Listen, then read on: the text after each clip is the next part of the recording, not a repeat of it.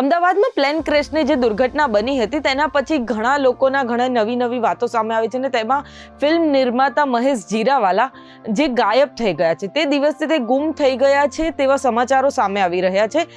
જે દિવસે તે ઘટના બની હતી 12 જૂન, તે દિવસે બપોર પછી જ્યારે ઘટના બની ત્યારે તરત જ તેમનો ફોન બંધ આવ્યો હતો અને તે ઘટનાથી માત્ર ને માત્ર 700 મીટર દૂર હતા। આ અંગે આગળ તપાસો ચાલી રહી છે। પોલીસ સતત મહેશની તપાસ કરી રહી છે। તેના ડીએનએના નમૂના પણ ટીમને સોંપવામાં આવ્યા છે કે જે અકસ્માત સ્થળે મળેલા મૃતદેહો સાથે મેચ કરવામાં આવશે।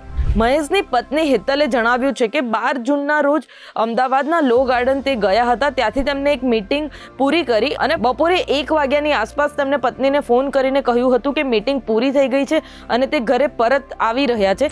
થોડા સમય પછી જ્યારે તેમને પાછા ન ફર્યા ત્યારે પત્નીએ તેમને ફોન કર્યો તો નંબર બંધ આવ્યો।